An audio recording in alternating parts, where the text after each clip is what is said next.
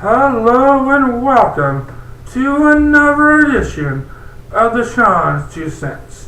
And we got a special one today because I have a co-host to my right, my lovely sister, Alex. Hello. How you doing? Good. It's her day off of school, so she decided to join me here on the Monday edition. Happy President's Day to all of you, if you're viewing this on Monday. So let's get right into the TV news. And yesterday was the landmark 500 episode of The Simpsons.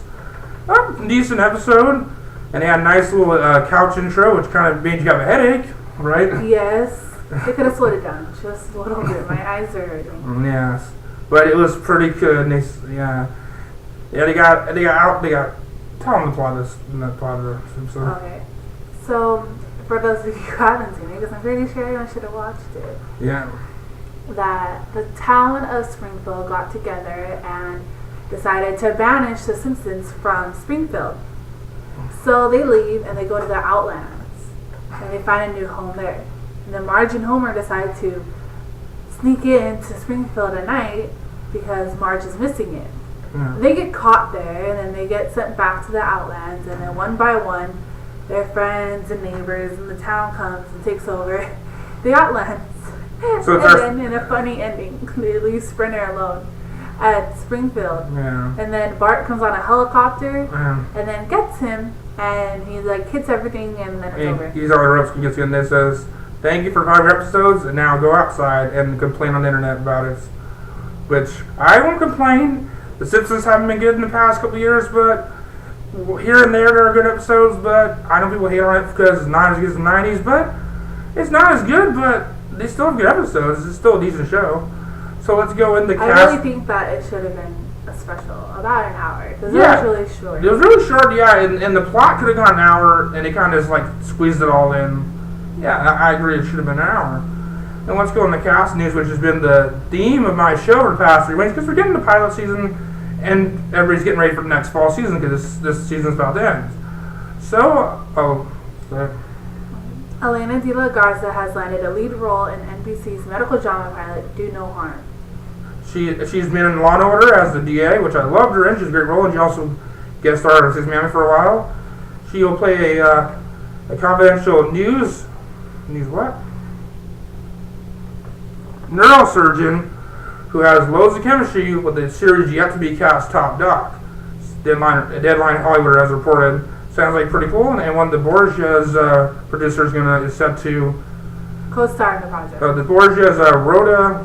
The Borgia's Rhoda is also set to co-star in the project, which was written by the event co-executive producer David Schulman. Yeah, we a little messed up on there because we were reading there. And it's a hard last name. It's a hard last name, sorry. We mispronounced producer the actor guy. And we got 2 big names coming in the pilots. John Leguizamo signed a Fidelity deal last week of ABC, and Thursday he was cast in a comedy called Only Fools and Horses. The sitcom is about 3 smart brothers and their grandfather, as the 3 of them organize get-rich-quick schemes and their efforts to get rich. And Breaking Bad. Wait, we haven't done here. And I know it's not slid all the way. Oh. And if this show does not get picked up to be a pilot, they'll try to develop a single camera comedy inspired by Leguizamo's life. Also on ABC, Violet Trace star Anthony LaPaula is going to be back on TV, starring in Americana, which will play a fashion industry icon named Robert Salter. And in Trupla, in some casting news, in 2 hit shows, 1 hit and 1 not so hit, Jacob Hawkins, a 9-year-old, has been cast as Alexander Davis, and Authority Charles who's a vampire that's only 9 years old. We have a young vampire. See how he fits into the story of the show. We have Chris Molina guest starring in this season, and a couple others. So, Trupla, look forward to premiere June 21st. That is what IMDb is saying, but I'll give you a solid date when I get it. And as Alex was saying, a Breaking Bad star Giancarlo Esposito, who is starring on Community, who is starring Once Upon a Time right now. He's going to head to NBC's Community. He'll appear in an upcoming episode as a business associate of Pierce. Pierce's father, Colin Hawthorne. Cornelius Hawthorne. So they don't know how long he'll be on the show. But that's a pretty cool, big actor to be on there. And number news, Lindsay Lohan has been set to host Saturday Night Live on March 3rd. Why? I don't know why. Why is Lindsay Lohan hosting Saturday Night Live? I don't understand. She looks about 100. Now, what has she done in the past year to get on Saturday Night Live? Jail? Yeah, jail. So, yeah. Sorry for the mix-ups here, but our notes are far away and it's still hard to read. For you. For me, because I have bad eyesight. Sorry, but we're doing good. And movie news, Red 2 has had to go ahead. They have landed a director, Dean Parasol, right? Dean Parasol. Parasol, who directed Gal's comedy starring Tim Allen. So Red 2 will be back. We don't know if Bruce Willis or Emilio Sparker will replace their characters, but I liked Red. It was a pretty cool action comedy, and I enjoyed the film. And also, Michael Bay's main commitment right now still seems to be Pain and Gain. It's a caper comedy based on the true story of a bunch of Miami meatheads who kidnap and torture a guy, only to be hunted down by a private investigator. I know. Slide dogs.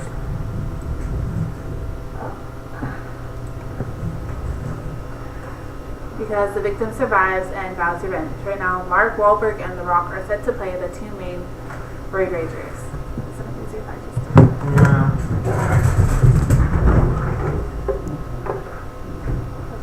Servers mix-ups here, just the computer is messing up a little bit, sorry guys. Alright. And then Harrison, of course, you're also looking at roles in the film. And also you're looking at John Turturro, a veteran of his films. He was in all Transformers films. He played the businessman who gets kidnapped and left for dead. And McG, who's the box office movie. Let's go to box office right now. Safe House, #1. It switched place. I know, but I didn't want to go right into there.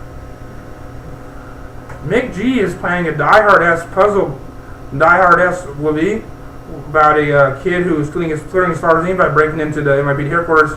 It's a smaller picture and is designed for a Ryan Gosling type character. That's what McG has told people.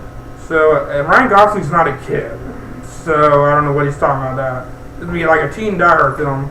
But McG's This Mean War flopping this week, only opening up to $17.6 million, and the bad reviews and little attention. So let's see if McG can get back to where he was, because he had a good movie with Charlie's Angels, but Terminator Salvation flopped, and he's really gone downhill.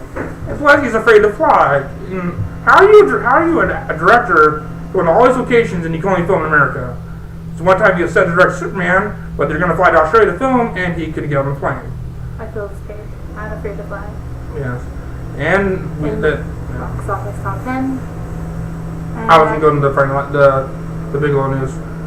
And director Catherine Bigelow, ex-wife of James Cameron, untitled film about hunters for Osama bin Laden, which is a big buzz about film. Howard Chandler for Friday Night Lights, old coach, is going to be in there. So he's the latest in the cast.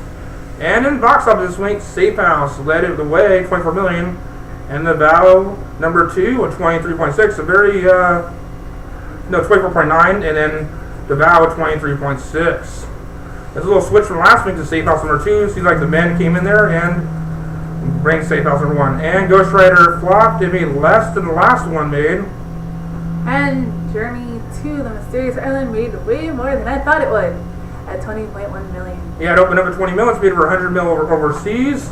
So it's looking pretty good for The Rock. Now, I was saying about Ghost Rider, it'd be like $20 million less, opened a lot less than the first one.